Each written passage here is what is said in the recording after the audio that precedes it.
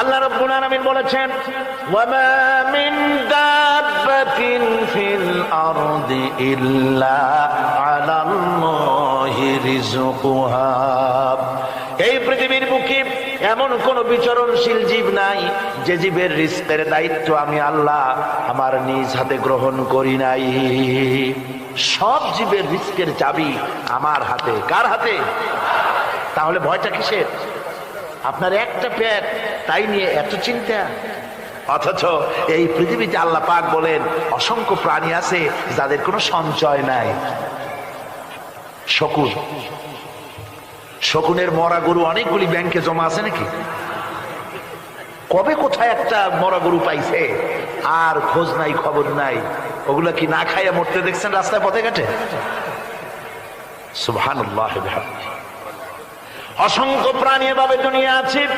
আল্লাহ রাব্বুল আলামিন বলেন যাদের কোনো সঞ্চয় নাই, যারা কোনো সঞ্চয় করে না, এ ধরনের সাপগুলি, শিয়ালগুলি, বাঘগুলি, পাখিগুলি, জলচর প্রাণী, স্থলচর প্রাণী আর অন্তরিক্ষে মহাশূন্যে উড়ে বেড়ায় যে সব প্রাণী, এ ধরনের শত সহস্র কোটি কোটি প্রাণী, তারা সকাল বেলায় খালি পেট নিয়ে বেরিয়ে যায়।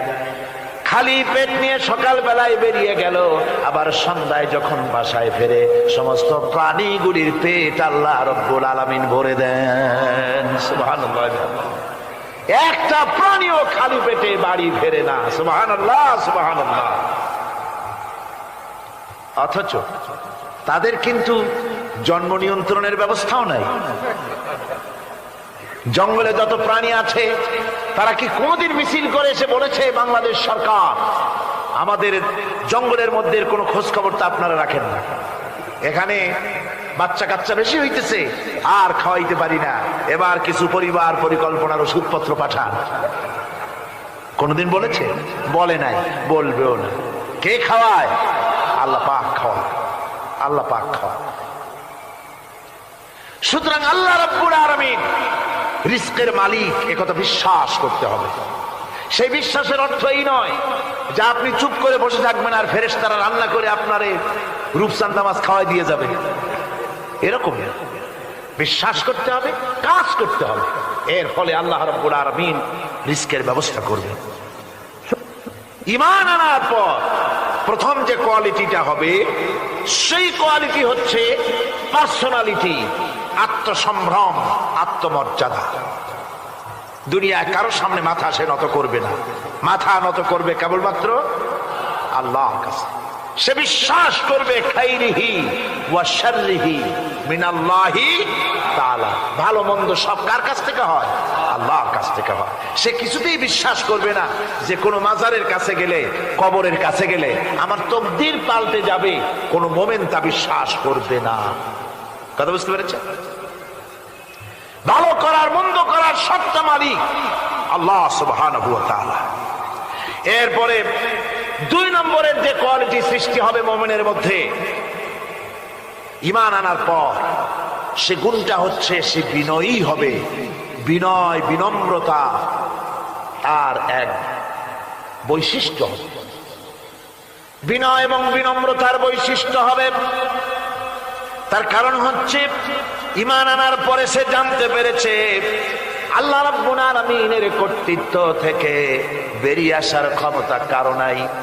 অহংকার করে যাব কোথায়? আস্ফালন করে যাব কোথায়? আল্লাহর রাজত্বের বাইরে, আল্লাহর ক্ষমতার বাইরে যাওয়ার ক্ষমতা তো কারোই নাই। সুতরাং অহংকার তার মধ্যে জায়গা পাবে না।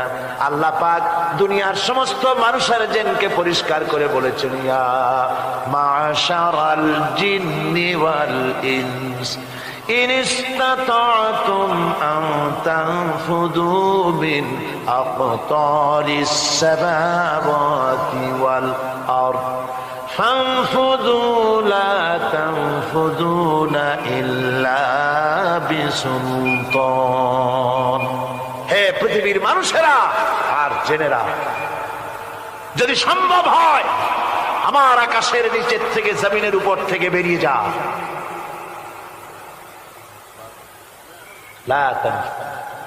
বেরিয়ে যেতে পারবে না।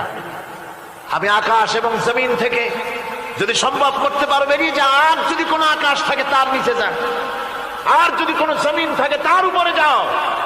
এমন দেশ যদি পাও যেখানে আমার আলো ছাড়া কোনো আলো আছে, আমার বাতাস ছাড়া কোনো বাতাস আছে, আমার চাঁদ সূর্য ছাড়া কোনো চাঁদ সূর্য আছে, যাও সেখানে। আল্লাহ রাব্বুল আলামিন বলেন নাই এরকম যাওয়ার কোনো উপায় নাই। আমি আল্লাহ রাব্বুল আলামিন আকাশ আর জমিন দিয়ে প্যাকেট করে রেখেছি, আটকায় রেখেছি। আমার রাজত্ব থেকে, আমার ক্ষমতা থেকে, আমার কর্তৃত্ব থেকে বেরিয়ে যাওয়ার ক্ষমতা কোনো মানুষের নাই, কোনো জিনের নাই, কোনো প্রাণীর নাই। সুবহানাল্লাহ। মানুষ হচ্ছে অহংকার কিসের হবে? তোমরা হচ্ছ ফকির। আল্লাহ পাক বলছেন ওয়াল্লাহুল গনিয়্যু ওয়া আনতুমুল ফুকারা। আল্লাহ হচ্ছেন গনি। আল্লাহ কি? গনি, বেনিয়াস, বেপরোয়া। ফাআলুল লিমা ইউরিদ, যা খুশি তাই করে, কারো মুখাপেক্ষী তিনি নন। কোরআনে কারীমে রব্বুল আলামিন বলেছেন নবী আপনি আমার ব্যাপারে, আমার গুণাবলীর ব্যাপারে বলুন। কুল হুয়াল্লাহু আহাদ, পড়েন সবাই। কুল হুয়াল্লাহু আহাদ আল্লাহুস সামাদ লাম ইয়ালিদ ওয়া লাম ইউলাদ ওয়া লাম ইয়াকুল লাহু কুফুয়ান আহাদ। আল্লাহ পাক বলেন বান্দারে ও আমার নবী আপনি বলুন আল্লাহ পাক এক এবং একক, তিনি নিরঙ্কুশ, তিনি বেনিয়াস, তিনি কারো মুখাপেক্ষী নন, তিনি কাউকে জন্ম দেন নাই, তাকেও কেউ জন্ম দেয়নি। আকাশ এবং জমিনে আল্লাহর সমকক্ষ কেউ নাই। তোমরা হচ্ছ ফকির আর আমি আল্লাহ হচ্ছে বেনিয়াস। লিল্লাহি মা ফিস সামাওয়াতি ওয়া মা ফিল আরদ, আকাশে যা আছে জমিনে যা আছে সব আল্লাহ। সব কার? আল্লাহ পাকের। সুতরাং কিসের অহংকার, কিসের মাতবাড়ি? মানুষ পেছনের কথা ভুলে যায়, মুঠেই চিন্তা করে না।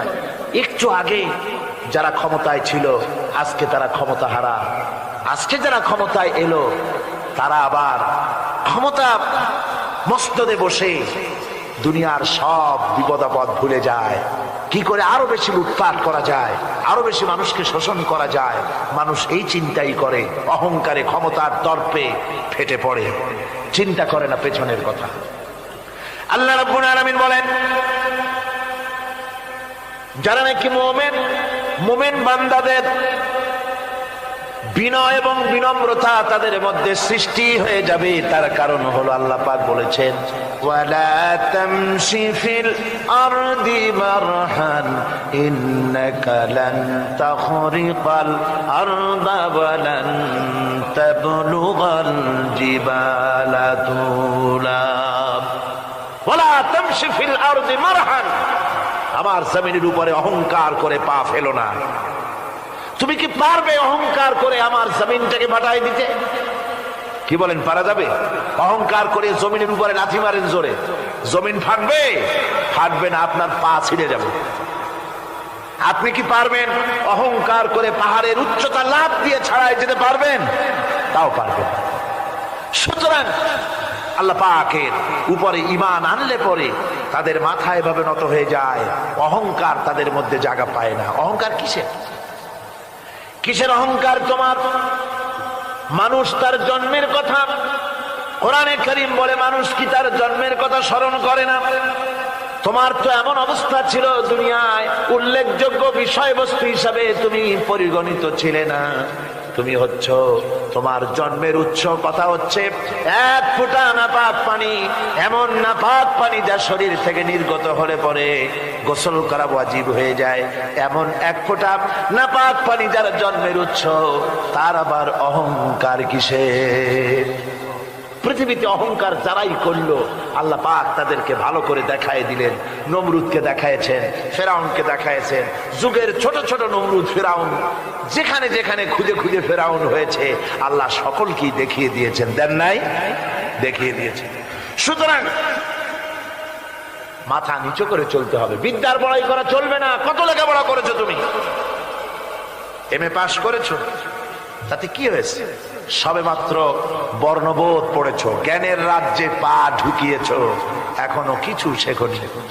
টাইটেল পাস করেছো তো কি হয়েছে? কদ্দুর শিখেছো? নিউটনের মতো মানুষ মৃত্যুর সময় বললেন, জ্ঞান সমুদ্রের বেলাভূমিতে দাঁড়িয়ে সামান্য বালু কণা নিয়ে নাড়াচাড়া করলাম, অথই সমুদ্রের কিছুই দেখতে পারলাম না। শেখ সাবির রহমতুল্লাহ আলাইহি ইন্তেকালের সময় বলেছেন, মালুম শোধ কি হিচ মালুম না শোধ, সারা জীবন সাধনা করে বুঝিলাম ইহা যে কিছুই বুঝিলাম না। এগুলি হচ্ছে জ্ঞানীদের কথা। আর কোন রকম ইউনিভার্সিটির বারান্দা দিয়ে 3-4 দিন হাঁটছে, কয় যে সব বুঝি। কি বুঝছো? কয় দেয়ার ইজ নো গড, স্রষ্টা বলতে কেউ নেই। পাগল কি এর কাছে ধরে মিয়া? সুতরাং বিদ্যার বড়াই চলবে না, স্বাস্থ্যের বড়াই চলবে না, অর্থের বড়াই চলবে না। অর্থের বড়াই করবে, কত অর্থ তোমার হয়েছে, আল্লাহ যদি ইচ্ছে করেন ব্রেনের মধ্যে, মগজের মধ্যে এমন টিউমার করে দিবেন, মগজের মধ্যে এমন ক্যান্সার করে দেবেন, হার্টের ভিতরে এমন ক্যান্সার লাগায় দিবেন, 14 গোষ্ঠী বিক্রি করলে ঔষধের পয়সা হবে না। পারবে কিনা আল্লাহ কর, জোরে বলবেন পারবেন কিনা? এমন বহুত অসুখ আছে ডাক্তাররা বোঝেই না ঔষধ দেবে কি, কি রোগ ডাক্তাররাই বোঝেন। এগুলি ইংল্যান্ড এবং আমেরিকায় যখন যাই, সেখানে বহুত লোক দোয়া নিতে আসে, কয় যে হুজুর দোয়া করেন, দিনদিন পর্যন্ত রোগে ভুগতেছি। কি রোগ? অমুক রোগ। তাই এখানে এত মডার্ন মেডিকেল সায়েন্স এত উন্নত হয়েছে, ডাক্তাররা কি কয়? কয় ডাক্তাররা ব্লাড, স্টুল, ইউরিন, কুষ্ঠশুদ্ধা টেস্ট করিয়া কয় যে বুঝি না কি হয়েছে। সুতরাং মুমিন বান্দা যারা আল্লাহর দ্বীনকে কবুল করবে, কালেমা পড়বে, তার অন্যতম একটি কোয়ালিটি হচ্ছে সে বিনয়ী, বিনম্র হবে। সুবহানাল্লাহ পড়ে। অহংকার তার মধ্যে জায়গা পাবে না।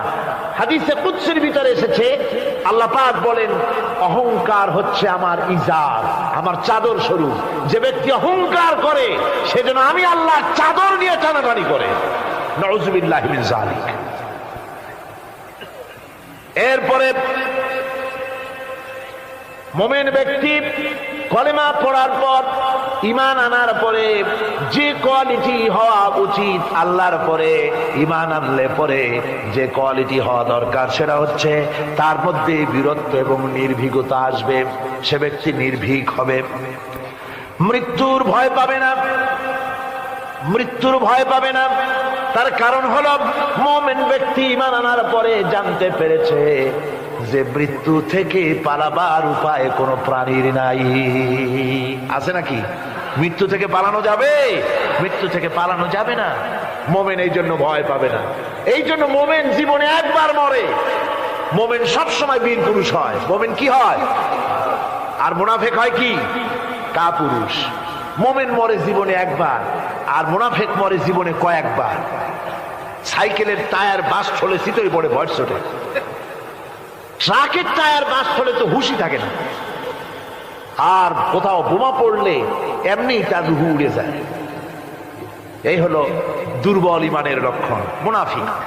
আর মুমিন ব্যক্তি এগুলি ভয় পায় না। তার কারণ হচ্ছে কোরআনে কারীম বলেছে, কুল ইন্নাল মাউতাল্লাযী তাফিররুনা মিনহু ফাইন্নাহু মুলাকীকুম। বলো, মৃত্যুর থেকে পালাবার কোন উপায় নাই। যেখানেই যাও না কেন মৃত্যু তোমাকে ধরবেই। তোমাকে যেখানেই যাও তুমি, মৃত্যু তোমাকে খুঁজে বের করবেই। মরণ থেকে পালাও তুমি, মরণ তোমায় লইবি ঘিরি। যদিও সুদূর আকাশ পানে, লুকাও সেথায় লাগিয়ে সিঁড়ি। এ মহারোগের চিকিৎসক নাই, নাই সে ঔষধ জগতে। খুঁজিয়া কাতর হইলে কি হবে, পারিবে না তারে ফিরাতে।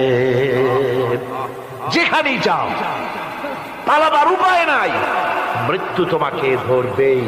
এই মৃত্যুর কাছ থেকে পালাবার পথ যখন নাই, তখন ক্ষণস্থায়ী জীবনের মায়া করে হকের রাস্তা থেকে বিরত থাকার কোনো অর্থ হয় না। বরং এই রাস্তায় যদি জীবন দেওয়া যায়, সে জীবন, সে মৃত্যু নয়, সেটার নাম জীবন। সেটার নাম কি? জীবন। আরে জীবন তো আল্লাহ কিনে নিয়েছেন। আমাদের জীবন কে কিনে নিয়েছেন? আল্লাহ রাব্বুল আলামিন বলেছেন, ইন্নাল্লাহা আশতারা মিনাল মুমিনিনা আনফুসাহুম ওয়া আমওয়ালাহুম বিআন্না লাহুমুল জান্নাহ। আল্লাহ পাক বলেন, আমি আমার মুমিনের জান এবং মালকে খরিদ করে নিয়েছি, বিনিময় আমার মুমিনকে আমার জান্নাত দান করে দিয়েছি। মুমিনের মালটাও আমার, জানটাও আমার। তো আসলে জান আর মাল কার? আল্লাহ পাকের। তো আল্লাহ ইচ্ছেটা কিনেছেন, আমাদের ইচ্ছেটা। আমরা আমাদের ইচ্ছে মতো আমাদের মাল খরচ করতে পারবো না, আমাদের ইচ্ছে মতো জান খরচ করতে পারবো না। মাল আর জান সবটাই খরচ হবে আল্লাহর জন্য। কার জন্য? আল্লাহর জন্য করতে হবে। আপনাকে আল্লাহ টাকা দিয়েছেন, কড়ি দিয়েছেন, এই ধন সম্পদ যে কোনো দলের লোক এসে চাঁদা চাইলেই আপনি দিতে পারবেন না, যেহেতু কিয়ামতের দিন আল্লাহর দরবারে জবাবদিহি করতে হবে। পয়সা আল্লাহ দিয়েছিলেন, ওই পয়সা দিয়া ধর্মনিরপেক্ষবাদীদেরকে টাকা দিয়া সহযোগিতা করেছেন, সমাজতন্ত্রীদেরকে টাকা দিয়া সহযোগিতা করেছেন, পুঁজিবাদীদেরকে টাকা দিয়ে সহযোগিতা করেছেন, আল্লাহর দ্বীনের সঙ্গে নাফরমানি যারা করে পয়সা দিয়া সহযোগিতা করেছেন। কিয়ামতের দিন আল্লাহর দরবারে আসামির কাতারে দাঁড়াতে হবে। পরিষ্কার আল্লাহর কথা, আমি তোমার মাল কিনে নিয়েছি, তোমার মাল আমার রাস্তায় খরচ করতে হবে। খরচ করলে কোথায় করতে হবে? আল্লাহর রাস্তায়। আপনার নিজের ইচ্ছে মতো আপনি করতে পারবেন না। দেখুন, হিন্দুদেরকে, অমুসলিমদেরকে আপনি সাহায্য করবেন, যদি কোনো অমুসলিম তার মেয়েকে বিবাহ দিতে পারে না টাকার অভাবে, আপনি সাহায্য করবেন, জায়েজ আছে, সওয়াব হবে। একটা অমুসলিম তার সন্তানকে পড়াশোনার খরচ চালাতে পারছে না, আপনি সাহায্য করুন, জায়েজ আছে। অসুখ হয়েছে, রোগের চিকিৎসা করাতে পারে না অমুসলিম, সাহায্য করুন, জায়েজ আছে। কিন্তু অমুসলিম পূজা করবে, পয়সা দিয়ে মণ্ডপ বানাতে পারে না, বলির পাঠা কিনতে পারছে না পয়সার অভাবে, সেখানে মুসলমানের সাহায্য করা জায়েজ আছে। একটা ফুটা পয়সাও সেখানে সাহায্য করা মুসলমানদের জন্য হারাম। এরকম সাহায্য করা কি জোরে কর? হারাম। তার কারণ আপনি পয়সা দিয়ে আল্লাহর সাথে শিরক করার সুযোগ করে দিচ্ছেন। এই কথাটা যেমন ভাবে বুঝলেন, অনুরূপ ভাবে যারা আল্লাহর দ্বীন কায়েম করতে চায় না, আল্লাহর দ্বীনের বিরোধিতা করে, মানুষের তৈরি করা মতবাদ প্রতিষ্ঠার সংগ্রাম করে, তাদেরকে আপনি আপনার টাকা পয়সা দিয়ে সাহায্য করলে আল্লাহর কাছে অবশ্যই আপনাকে জবাবদিহি করতে হবে, যেহেতু আপনার জান, আপনার মাল সবটাই কার।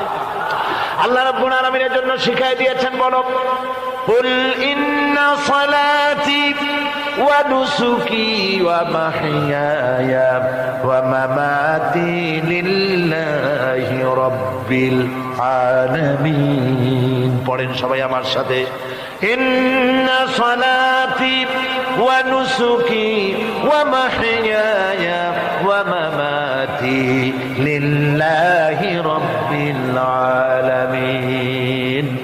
নিশ্চয়ই আমার নামাজ, আল্লাহ বলেন, শিখাই দিচ্ছেন, বলো, আমার নামাজ, আমার কোরবানি, আমার হায়াত, আমার মত সবকিছু ওই আল্লাহ রাব্বুল আলামিনের জন্য, যিনি তামাম জাহানের সৃষ্টি জগতের লালন কর্তা, পালন কর্তা, তার জন্যই নিবেদিত। সুতরাং আপনার ইচ্ছে মতো জান মাল খরচ করতে পারবেন না, খরচ করতে হবে আল্লাহর পথে। বুকের মধ্যে যে জানটা আছে, জান আপনার, কিন্তু আপনি কি আত্মহত্যা করতে পারবেন? আত্মহত্যা করলে কি হয়? কবিরা গুনাহ। কি হবে? কবিরা গুনাহ। কিয়ামতের শাস্তি কি? জাহান্নাম। কোথায় যেতে হবে? জাহান্নাম। যদিও জানটা আপনার মধ্যে আপনার, কিন্তু এটা আল্লাহ আপনার কাছে আমানত রেখেছেন। এই জান আপনি যেখানে সেখানে খরচ করতে পারবেন না। আপনার এই জানটা নিয়ে মানুষের তৈরি করা মতবাদের আন্দোলনে সংগ্রাম করে জানকে ক্ষতিগ্রস্ত করতে পারবেন না। ওই রাস্তায় মরবেন তো জাহান্নামে যেতে হবে। এই রাস্তায় আপনার জীবন দিতে বলা হয়নি।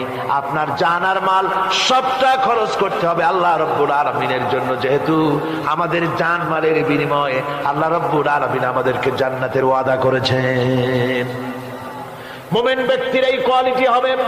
মুমিন ব্যক্তি সে ব্যক্তি তার মনের মধ্যে এই চিন্তা হবে, কেউ আমাকে ক্ষতি করতে পারবে না, আমাকে কেউ মারতে পারবে না। ওয়ামা হুম বিদাররিনা বিহি মিন আহাদিন ইল্লা বিইذনিল্লাহ। আল্লাহর বিনা হুকুমে আমার এক গাছা পশম কেউ বাঁকা করতে পারবে না। এটাই মুমিনের ঈমান হওয়া উচিত। শুধু তাই নয়, মুমিনের কলিজার ভিতরে এ ধরনের সাহস থাকবে, বিশ্বাস থাকবে। ওয়ামা কানা লিনাফসিন আন তামুতা ইল্লা বিইذনিল্লাহি কিতাবাম মুআজ্জালা। কোন প্রাণী তার নির্ধারিত সময়ের আগে কেউ তাকে মারতে পারবে না। আল্লাহ পাক যে সময় নির্ধারণ করেছেন ওই নির্ধারিত সময়ের আগে কারো মৌত হবে না। নির্ধারিত সময়ের আগে কারো মৌত হবে না। কোরআনে কারীমে ভিন্ন জায়গায় আল্লাহ বলেন, কুল লাউ কুনতুম ফি বুয়ুতিকুম লাবারাযাল্লাযীনা কুতিবা আলাইহিমুল কতলু ইলা মাদাজিহিম। আল্লাহ পাক বলেন, নবী বলুন, ভাগ্যে যদি নিহত হওয়া থাকে, ভাগ্যে যদি নিহত হওয়া থাকে, সে যদি তার নিজের বিছানায়ও থাকে, ওই বিছানা থেকে তাকে বেরিয়ে যেতে হবে, মৃত্যুর জায়গায় তাকে পৌঁছে যেতে হবে। কেউ রক্ষা করতে পারবে না। মৌত যখন আসবে অবশ্যই মৃত্যুর কাছে তাকে যেতেই হবে। আমার বন্ধু, মনে পড়ছে সেই দার্শনিকের কথা। একজন দার্শনিক নৌকায় চড়ে যাচ্ছে কোথাও, তো নৌকায় চড়ে যাচ্ছে, দার্শনিক একা, মাঝি নৌকা বাঁধছে। দার্শনিক মানুষ তো, মাথার মধ্যে দর্শন গিজগিজ গিজগিজ করছে, কথা বলার লোক পায় না। এখন মাঝির সাথেই কথা বলার সিদ্ধান্ত নিল। শেষ পর্যন্ত বলল, রে মাঝি, কত বছর নৌকা চালাও? তা তো বহুত বছর, জীবনটাই কাটাই দিলাম। তা ভূগোল চেনো? ভূগোল কখনো দেখেছো? কই যে না, ভূগোল আমি দেখবো কোথাতে, আমি হলাম গরিব মানুষ, এগুলি ধনীদের কাম, তারা হয়তো খায় টায়, আমি ভূগোল দেখিও নাই খাইও নাই। বলে আশ্চর্য কথা, ভূগোল মানুষে খায় নাকি? জীবনটা তো চাইরে নেই, নষ্ট করে ফেলাইছে। মাঝি দাঁতগুলো বাইর করে দিয়ে বলতেছে, স্যার হইতেও পারে। কিছুক্ষণ পর দার্শনিক বলছে, এই বেটা, দর্শন বোঝো? স্যার খামোখাই শরম দিচ্ছেন, এ সমস্ত বড় লোকের খাবার, ওগুলি আমার সামনে বলে লাভটা কি? আমরা গরিব মানুষ, এগুলি আমরা কোনোদিন দেখিও নাই, খাইও নাই। দার্শনিক বলছে, বেটা বেওকুফ, দর্শন মানুষে বুঝি খায়? তোর জীবন আটা নাই মিশা। মাঝি কয়, হইতেও পারে। এবার দার্শনিক বলছে, এই বেটা, কিছুই তো জানো না, খালি দাব বাইর করো, ইতিহাস চেনো? মাঝি বলছেন, স্যার, এইবার একটা কথা বলছেন যেটার সাথে কিছুটার মিল আছে, আমি খাইছি। সেটা হচ্ছে, বাপ গরিব ছিলেন, কিন্তু মাঝে মধ্যে শীতের মৌসুমে পাতিহাঁস জবাই করে আমরা খাইতাম, আর বিবাহের সময় শ্বশুর বাড়ির রাজহাঁস জবাই করে খাওয়াইছিল, কিন্তু ইতিহাস তো খাই নাই, ওইটা কোথায় পাওয়া যায়? দার্শনিক বলছে, বেকুব বেটা, ইতিহাস আর পাতিহাঁস বুঝি এক? তোর জীবন তো বারো নাই মিছা। মাঝি কয়, হইতেও পারে। কিছুক্ষণ পর উত্তর দিকে কালো মেঘ উঠেছে, আকাশ থমথমে ভাব, নদীর ভিতরে তুফান সৃষ্টি হয়েছে। মাঝি বলছে, স্যার সাঁতার জানেন? কয় যে না মাঝি, সাঁতার তো জানি না। মাঝি কয়, স্যার ভূগোল, দর্শন, ইতিহাস, 3 সাবজেক্টে আমার জীবন 12 আনা মিছা। এখন তো দেখি এক সাবজেক্টে 16 আনাই মিছা আপনার। আমার তো চারেনা আছে, 12 না ফের চারেনা তো আছে, ওই চারেনা দিয়ে আমি সাতরাইয়া কেনারায় উঠে যাব, আর ইতিহাস দর্শন পাতিয়াস খাইয়া ডুবে মরমিয়া। এবার দার্শনিক বলছে, আরে মাঝি, মানুষকে এরকম নৌকো ডুবে মরে নাকি? কয় মরে না, আমার বাপ এই নৌকার মাঝি ছিল, তারপরে এই নৌকা বাইতে বাইতে আমার বাপ এই নৌকার মধ্যে মরছে ডুবিয়া। আচ্ছা, তোমার দাদা? আমার দাদাও মাঝি ছিল, এই নৌকা বাইতে গিয়ে সেও মরছে। তোমার নানা? আমার নানাও এরকম নৌকা বাইয়া এরকম মাঝি হয়ে মরছে। দার্শনিক কয়, তুমি তো দারুণ বেহায়া, যে নৌকায় তোমার বাপ মরলো, দাদা মরলো, সেই ব্যবসা তুমি ছাড়তে পারো নাই, তুমি তো দারুণ বেহায়া। মাঝির বুদ্ধি কম না। মাঝি কয় যে, স্যার আপনার বাপ জিন্দা আছেন? কয় না, মারা গেছেন। কোথায় মরছে? ঘরের মধ্যে খাটের উপরে চিত হইয়া আরামসে মারা গেছেন। আপনার দাদা? বলে তিনিও ঘরের মধ্যে বাস, ওইখানে ঘরের মধ্যেই মারা গেছেন খাটের উপরে। আপনার নানা? উনিও ঘরের মধ্যে চিত হয়ে আরামসে মারা গেছেন। মাঝি কয় যে, আপনিও তো বেশরম কম না, যে ঘরের মধ্যে আপনার দাদা মরলো, নানা মরলো, গোষ্ঠী মরলো, সেই ঘরটা তো এখন আপনি সারতে পারেন নাই। এর দ্বারা মাঝি বুঝাইতে চাইল এই কথা, দার্শনিক সাহেব, মৃত্যুর জন্য সময় হলো আসল কথা। সময় যখন এসে যাবে, সে যে জায়গায় হোক, মৃত্যু তাকে ছাড়বে না। মৃত্যু যখন আসবে, জায়গায় পৌঁছতে হবে, আর সময় যখন আসবে, এক মুহূর্ত আগে পিছু করা হবে না। মৌত আসার সাথে সাথে আজরাইল তার সামনে এসে যাবে, এক মুহূর্ত বাঁচতে পারবে না। সুতরাং মুমিন ব্যক্তি, তার দিলের মধ্যে মৃত্যু সম্পর্কে কোন ধরনের ওই ধরনের চিন্তা থাকবে না, পরানটা নিয়ে কোন রকম নিবাসী এরকমের চিন্তা থাকবে না। জীবন আল্লাহ দিয়েছেন, আল্লাহ নিবেন, সময় আসলে এক মুহূর্ত দেরি করা হবে না। সুতরাং সেই জীবনটা যিনি দিয়েছেন, তার রাস্তায় দেওয়ার জন্যই সে তৈরি থাকবে। এটা হলো মুমিনের কোয়ালিটি। আমার বন্ধুগণ, এরপরে মুমিনদের ভিতরে আরেকটা জিনিস হবে, সেটা হচ্ছে মুমিন কখনো হতাশ হবে না, নিরাশায় তার মন ভেঙে যাবে না। হতাশা মুমিনের কলিজাকে কখনো ছোট করে দিবে না, আন্দোলন থেকে তাকে বিরত রাখবে না। অন্ধকার দেখবে, চতুর্দিকে অন্ধকার মেঘাচ্ছন্ন, চতুর্দিক থেকে মেঘ জমে আসতেছে, মনে হবে যেন আর ফজর হবে না, কিন্তু একটু পরে দেখা যাবে এই মেঘের ঘন ঘটা দূর হয়ে গিয়ে সকালবেলায় আকাশে আবারও সূর্য উদিত হয়েছে, ঠিক না? সুতরাং মুমিনের হতাশ হওয়ার কোনো কারণ নাই। হতাশ হয় কারা? কোরআনে কারীমের মধ্যে বলা হয়েছে, ওয়ামান ইয়াকনাতু মির রাহমাতি রাব্বিহি ইল্লা দাল্লুন। কেবলমাত্র পথভ্রষ্ট লোকেরাই, কেবলমাত্র গোমরাহ লোকেরাই তারাই নিরাশ হয়, হতাশ হয়। ঈমানদার লোক কখনো হতাশ হয় না, তার ঈমানে, তার আশায় বুক বেঁধে সাহসের সঞ্চার করে দেয়। কারণ সে তো জানে, আল্লাযী খালাকানি ফাহুয়া ইয়াহদিন, আল্লাহ আমাকে সৃষ্টি করেছেন, আমার হেদায়েত তিনি দিয়েছেন, পথ তিনি দেখিয়েছেন। আল্লাযী হুয়া ইউতঈমুনি ওয়া ইয়াসকিন, আমি যখন ক্ষুধার্ত হই, ওই আল্লাহই আমাকে খাওয়ান, আমি যখন তৃষ্ণার্ত হই, তখন আল্লাহই আমাকে পান করান। ওয়া ইযা মারিদতু ফাহুয়া ইয়াশফিন, আর যখন আমি অসুস্থ হই, ওই আল্লাহই আমাকে রোগ মুক্ত করেন। সুবহানাল্লাহ। দেখেন হযরত আইয়ুব আলাইহিস সালাম, সব কোরআনের মধ্যে আছে, আল্লাহ পাক সব বলে দিয়েছে। আমাদের মধ্যে অনেকের রোগ হলে কয় যে, এত নামাজ রোজা করি আর রোগে আমারই পাইলো। বলে না এরকম? নামাজ রোজা করি, দান সদকা করি, হজ করি, আর আমার এই রোগটা পাইলো, এই রোগ ছাড়েই না। আশ্চর্য কথা, রোগ দিয়ে আল্লাহ মানুষের ঈমান পরীক্ষা করেন। ধৈর্য ধরতে হবে। হযরত আইয়ুব আলাইহিস সালামের রোগ হলো, 18টি বছর পর্যন্ত রোগে ভুগলেন। 18 বছর শরীর পচে যেতে লাগলো, বিবি বাল বাচ্চা সব তার কাছ থেকে ছড়ে গেল, গ্রামের লোকেরা তাকে তাড়ায় দিল, জঙ্গলের ভিতরে তিনি কাটাতে লাগলেন। এরপরে তিনি কষ্টে অস্থির হয়ে গেলেন, কোন শেকায়েত আল্লাহর দরবারে তোলেন নাই। বলেছেন, আয় আল্লাহ পাক, আমি দারুণ ভাবে রোগগ্রস্ত হয়ে পড়েছি, আর তুমি রহমান রহিম। হযরতে আইয়ুব আলাইহিস সালাম 18টি বছর রোগ ভোগ করার পর যখন তিনি লক্ষ্য করলেন শুধু শরীরের ভিতরেই পোকা না, এবার পোকা জিহ্বার মধ্যে শুরু হয়ে গেছে, জিহ্বায় পোকা ধরেছে, গায়ের গোশতে পোকা, পুষ পোকা, পচে পচে শরীর পড়তেছে, জিহ্বার মধ্যেও পোকা হয়ে গেছে।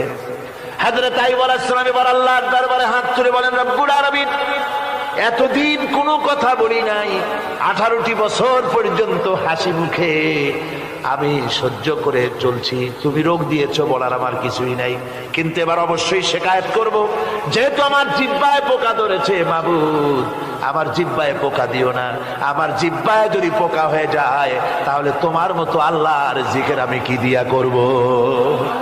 আয় আল্লাহ, জিহ্বাটা সুস্থ রাখো যাতে করে তোমার জিকির করতে পারি। সুবহানাল্লাহ। আমার আল্লাহ রাব্বুল আলামিন পরিষ্কার করে কোরআনে কারীমের মধ্যে বলে দিলেন, আমি আইয়ুব আলাইহিস সালামের আইয়ুবের রোগ মুক্ত করে দিলাম এবং তার হারানো সব সম্পদ আমি তাকে দান করে দিলাম। মুমিন বান্দা যারা, তারা রোগে শোকে ভাবে কাতর হবে না, নিরাশ হবে না, মনে করবে আল্লাহ রাব্বুল আলামিন আমাকে পরীক্ষা করছেন, এরপরে নিয়ামত আসবে, হতাশা তাকে পেয়ে বসবে না। দেখেন ইউসুফ আলাইহিস সালাম, তাকে কুয়ার মধ্যে ফেলে দিল, কারা?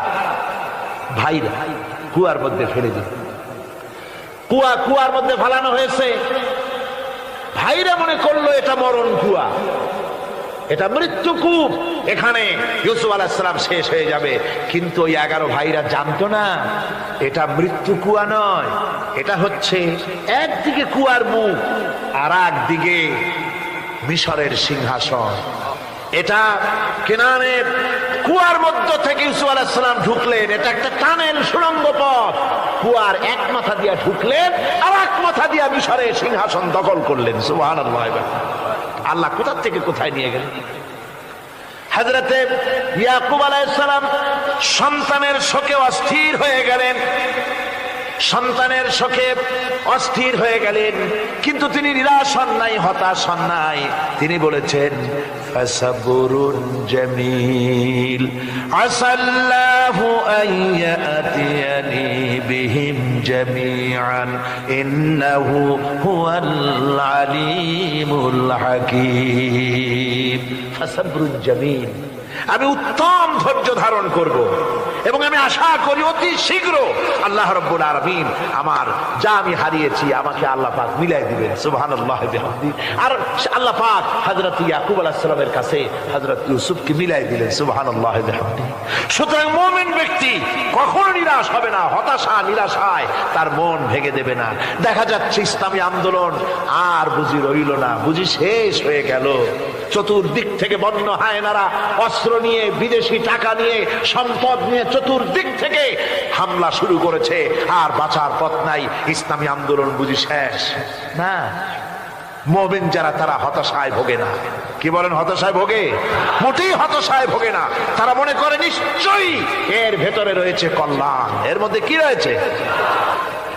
আমরা দেখতে পাই হযরত ইউনূস আলাইহিস সালাম মাছে তারে গিলে ফেলে দিল। হতাশায় তিনি হার্ট ফেল করেন নাই। মাছের পেটের মধ্যে যদি কেউ চলে যায়, বেরিয়ে যাওয়ার জন্য কোনো ব্যাকডোর আছে নাকি? কোন পালাবার কোন রাস্তা আছে? মাছের পেটের জানালা দরজা আছে কিছু? কিছুই নেই। তিনি হতাশ হলেন না। মাছের পেটের ভেতরে বসে হযরত ইউনূস আলাইহিস সালাম বুক ভরা আশা নিয়ে আল্লাহর দরবারে তিনি ঘোষণা করলেন, লা ইলাহা ইল্লা আনতা সুবহানাকা ইন্নী কুনতু মিনাজ জালিমিন। পড়েন না সবাই, লা ইলাহা ইল্লা আনতা সুবহানাকা ইন্নী কুনতু মিনাজ জালিমিন। হযরত ইউনূস আলাইহিস সালাম বললেন, আল্লাহ তুমি ছাড়া কোনো ইলাহ নাই, তোমার পবিত্রতা ঘোষণা করছি, আমি জালিমদের অন্তর্ভুক্ত হয়ে গেছি।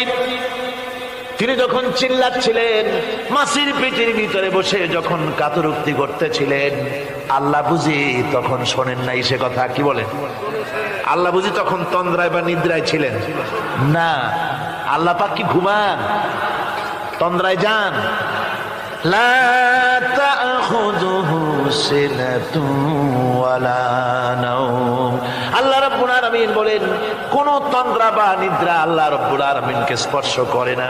হযরত ইউনূস আলাইহিস সালাম যখন মাছের পেটের ভিতরে বসে চিৎকার মারলেন, আল্লাহ পাক বলেন, ইউনূস রে, তোমার ওই ডাক কেউ শোনে নাই, দুনিয়ার কোন রাজা বাদশাহ শোনে নাই, দুনিয়ার কোন বন্ধু বান্ধব তোমার শোনে নাই, কিন্তু আমি তোমার আরশের মালিক আমি রব্বুল আলামিন শুনেছি। শুধু শুনি নাই, সঙ্গে সঙ্গে জবাব দিয়ে দিয়েছি। ফাস্তাজাবনা লাহু ওয়া নাজ্জাইনাহু মিনাল গাম্মি। পড়েন, ফাস্তাজাবনা লাহু ওয়া নাজ্জাইনাহু মিনাল গাম্মি ওয়া কাযালিকা নুনজিল মুমিনিন। আল্লাহ পাক বলেন, আমি জবাব দিলাম। মাছের পেটের ভিতরে বেদনা শুরু হয়ে গেল, মাছ আর তলদেশে শুয়ে থাকতে পারলো না, সাঁতরাতে পারলো না, মাছ ভেসে উঠল উপরে। পেটের যন্ত্রণায় মাছ কিনারায় চলে এসে বমি করে দিতে পারলে যেন বাঁচি, এই অবস্থা মাছের হলো। কিনারায় চলে এলো, বমি করে ইউনূস আলাইহিস সালামকে ফেলে দিল, মাছও বাঁচলো, ইউনূস আলাইহিস সালামও বাঁচলো। আল্লাহ রাব্বুল আলামিন বলেন, মুমিনেরা শোনো, শুধু ইউনূসকে নয়, ওয়া কাযালিকা নুনজিল মুমিনিন। এইভাবে করে মুমিন বান্দারা যদি আমাকে ডাকে, আমার কাছে যদি হাত ফাইলায়, আমি আল্লাহ রাব্বুল আলামিন মুমিনদের এভাবে বিপদ মুক্ত করে দেই। আল্লাহ পাক বিপদ মুক্ত করে দেন। ওয়া মান ইয়াত্তাকিল্লাহা ইয়াজআল লাহু মাখরাজা।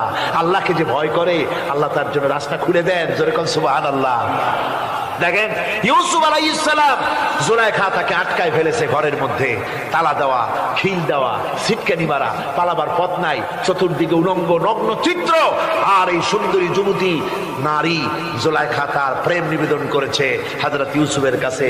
যৌবনে ভরা, টকবগে যৌবনের যুবক হযরত ইউসুফ আলাইহিস সালাম, সৌন্দর্যের পিরামিড, বাঁচার কোনো পথ নাই জুলাইখার কুপ্রবৃত্তি চরিতার্থ করে দেওয়া ছাড়া। কিন্তু হযরতে ইউসুফ আলাইহিস সালাম আল্লাহ রাব্বুল আলামিনকে ডাকলেন, হতাশায় ভেঙে পড়লেন না, আল্লাহকে ভয় করলেন, আল্লাহকে ডাকলেন। আল্লাহকে ডেকে, আল্লাহকে ভয় করে তালাবদ্ধ দরজার দিকে যখন দৌড় মারলেন, রব্বুল আলামিন আপন কুদরতে দরজার তালাগুলি খুলে দিলেন। ভাইরা আমার, এভাবে করে মুমিনেরা কখনো হতাশ হয় না। ফাইন্না মাআল উসরি ইউসরা, ইন্না মাআল উসরি ইউসরা।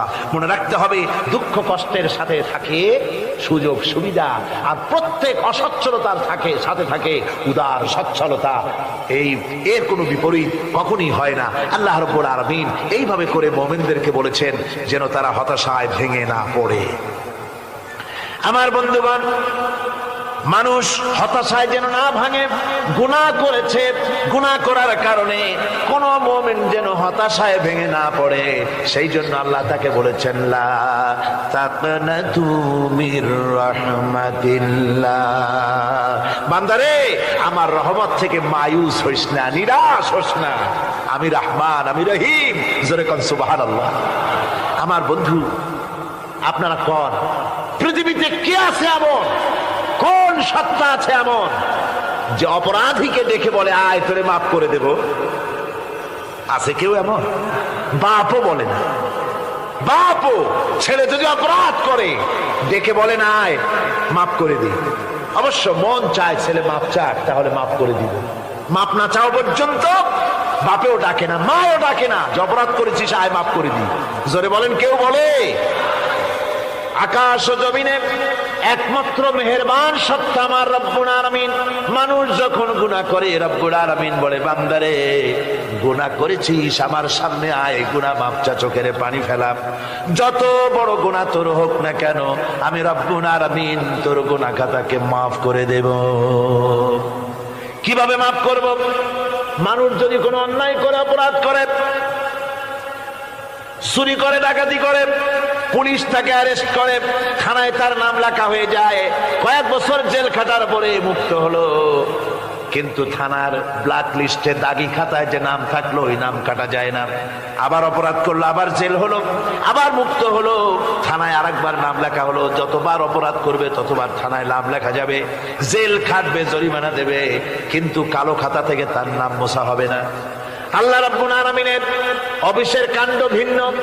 কোন মানুষ যদি অপরাধ করে, গুনাহ করে যদি রব্বুল আলামিনের দরবারে বিনীতভাবে মাপ চায়, আল্লাহ রাব্বুল আলামিন বলেন শুধু গুনাহ মাফ করি না, গুনার খাতা থেকেও নামটা আমি আল্লাহ তোমার মুছে ফেলে দেই।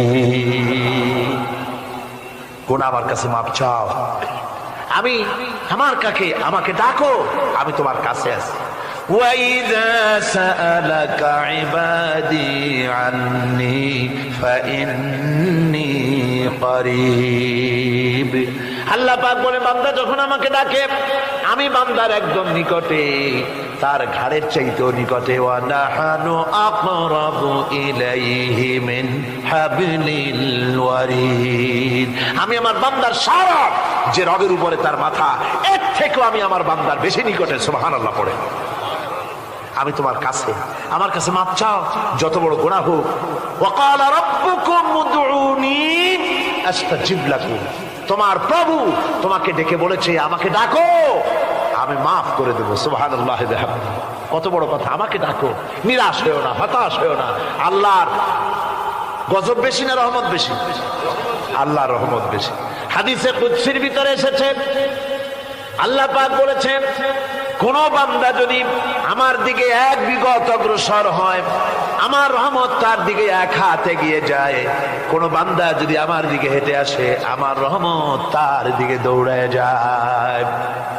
বান্দা যখন আল্লাহর দরবারে দুহাত উঁচু করে চোখের পানি ফেলে দেয়, মুসলিম শরীফের হাদিসের ভিতরে এসেছে, গভীর রাত্রে, রাতের তৃতীয় অংশে আল্লাহ রাব্বুল আলামিন প্রথম আকাশে আসেন আর ডেকে বলেন, পৃথিবীতে আছো নাকি কেউ গুনাহ করে জীবন বরবাদ করে দিয়েছো, আমার কাছে মাপ চাও।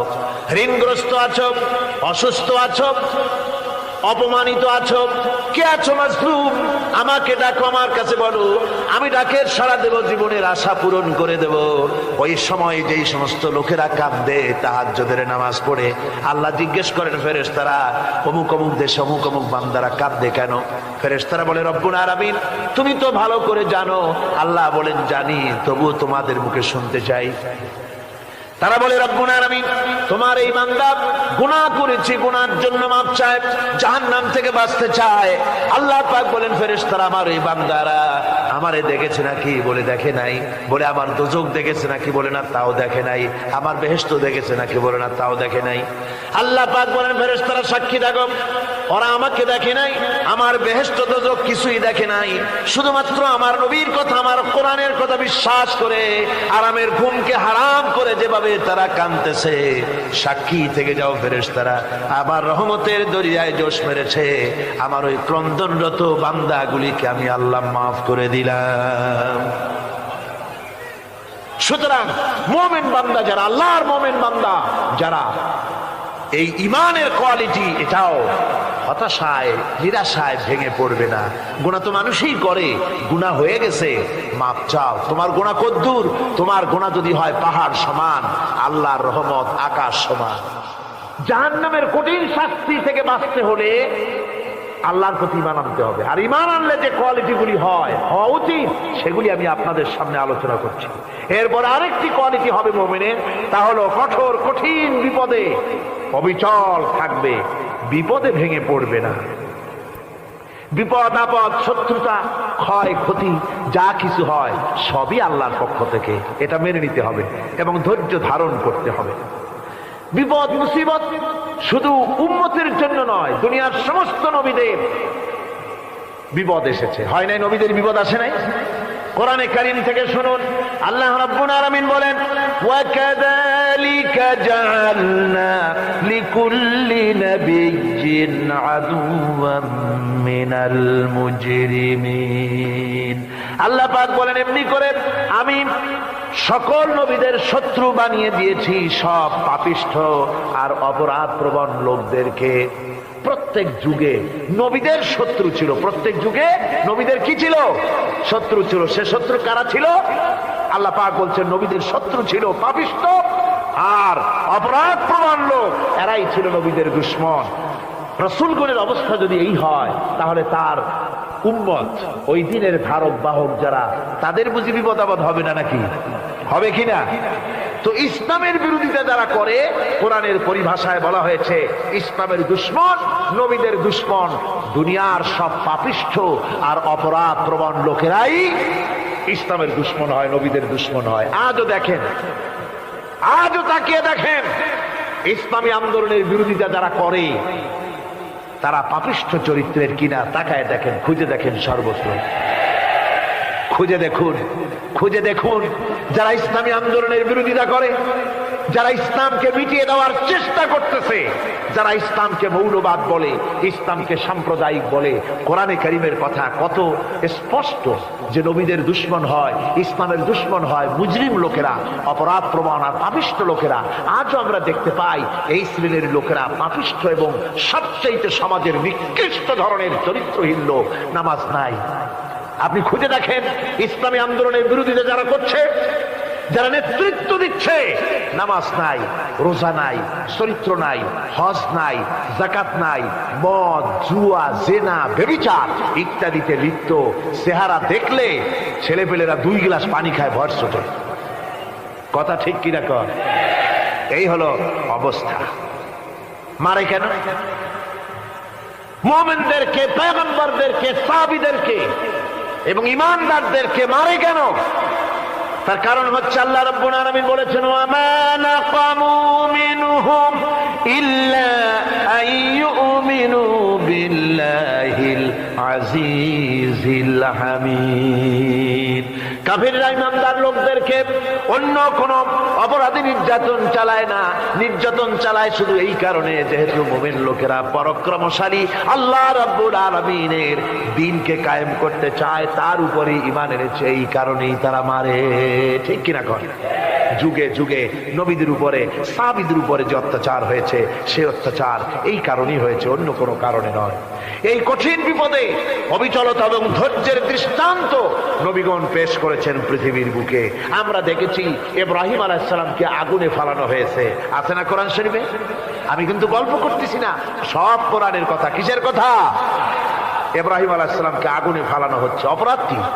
অপরাধ হচ্ছে হযরত ইব্রাহিম আলাইহিস সালাম দাওয়াত দিয়েছেন, লা ইলাহা ইল্লাল্লাহ। জোরে পড়েন, লা ইলাহা ইল্লাল্লাহ, লা ইলাহা, লা ইলাহা ইল্লাল্লাহ মুহাম্মাদুর রাসূলুল্লাহ। হযরত ইব্রাহিম আলাইহিস সালাম দ্বীনের দাওয়াত দিয়েছেন, এক আল্লাহর দাওয়াত দিয়েছেন, ঈমানের দাওয়াত দিয়েছেন। আর কোন অপরাধ ছিল না। নমরুদ সহ্য করতে পারলো না। কোরআনে কারীমের মধ্যে সব কথাগুলি আল্লাহ পাক এই জন্য বিধৃত করেছেন, এই জন্য কোরআনে কারীমের মধ্যে সব কথা উঠায় দিয়েছেন, যাতে করে মুমিনেরা বিপদ আসলে পরে যেন ঘাবড়ে না যায়। ইব্রাহিম আলাইহিস সালামকে আগুনে ফালানো হচ্ছে। ফেরেশতা বলছে, ইব্রাহিম তোমারে আগুনে ফালায় দেওয়া হতেছে, আমার কাছে সাহায্য চাও, আমার কাছে ক্ষমতা আছে, আগুনগুলো উঠাইয়া নমরুদের বংশ জ্বালাইয়া দেব। হযরত ইব্রাহিম ফেরেশতার কাছে সাহায্য চাইছিলেন নাকি? তিনি বললেন, ফেরেশতা তোমার কাছে সাহায্য কেন চাইব? আমি তো এমন কোন অন্ধ আল্লাহর ইবাদত করি না যেই অন্ধ স্রষ্টা তার গোলামের দুঃখ দুর্দশা না দেখেন। আমি তোমার কাছে সাহায্য চাইব না। হযরত ইব্রাহিম আলাইহিস সালাম পাশ করলেন। কি বলেন, পাশ করছেন না? ঈমানের পরীক্ষায় পাশ। আগুনের মধ্যে হযরত ইব্রাহিমকে যখন ফেলানো হচ্ছে, রব্বুল আলামিন আগুনের প্রতি নোটিশ করে দিলেন, ইয়া নারু কুনি বারদাও ওয়া সালামান আলা ইব্রাহিম। আগুন আমার ইব্রাহিমের জন্য শান্তিদায়ক, ঠান্ডা হয়ে যা। এখন কি আর আগুনের বাপের ক্ষমতা আছে ইব্রাহিমের পোড়ানো? আর ক্ষমতা নাই। আমার বন্ধুগণ, ইব্রাহিম আগুনের ভিতরে আরামে বসা আছেন, আর ওদিকে নমরুদ বসে বসে দেখতেছে দূর থেকে। ইব্রাহিম তো জ্বলে না, গায়ের মধ্যে আগুন জ্বলে গেল। ডাক দিয়া কয়, আগুন তোর হলো কি? কেন জ্বালাইতে পারিস না আমার দুশমন রে? হলোটা কি তোর? তোর কি জ্বালানো শক্তি বন্ধ হয়ে গেল নাকি? আগুনের ভিতর থেকে জবাব এলো, নমরুদ রে আমার ভিতরে জ্বালানোর শক্তি আছে কি নাই যদি প্রমাণ করতে চাও, টেস্ট করতে চাও, তুই নিজে আয়, তোরে শুদ্ধ তামাম দুনিয়া জ্বালাই দিতে পারি, ইব্রাহিমের এক গাছা পশমও জ্বালাই দিতে পারি না। তার কারণ হচ্ছে আমি হচ্ছি মাখলুক, আল্লাহ হচ্ছেন খালিক। আল্লাহ আমাকে বলেছেন না জ্বালাতে, তুমি 1000 বার বললেও আমি ইব্রাহিমকে জ্বালাইতে পারবো না। কোরআনে কারিমে ঘটনা বলে মুমিনদেরকে সাহস দেওয়া হচ্ছে, মুমিনেরা দ্বীনের কাজ করতে গিয়ে বিপদ আবাজ আসবে, ইমানের দাবি হলো বিপদ আসবে, আর বিপদ আসলে ঘাবড়ায় যেও না, মুসিবতে পড়ে চিন্তায় পেরেশানে হয়রান হয়ে যেও না। বিশ্বকবি আল্লামা ইকবাল কি সুন্দর করে বলেছেন, আজ ভি হো জু ইব্রাহিম কা ইমা पैदा आग कर सकती है एक अंदाज गुलिस्तान पैदा। ইব্রাহিমের ইমান যদি আজিও কোথাও হয় বিদ্যমান, করতে পারেন অগ্নিকুণ্ডে খুবসুরত এক গুলিস্তান। আজও যদি আগুনের ভিতরে কোন নমরুদ কোন ইব্রাহিমকে যদি ফেলে দেয়, আল্লাহ রাব্বুল আলামিন আজও আগুনকে ফুলের বাগান বানায়া দিবেন। সুবহানাল্লাহ।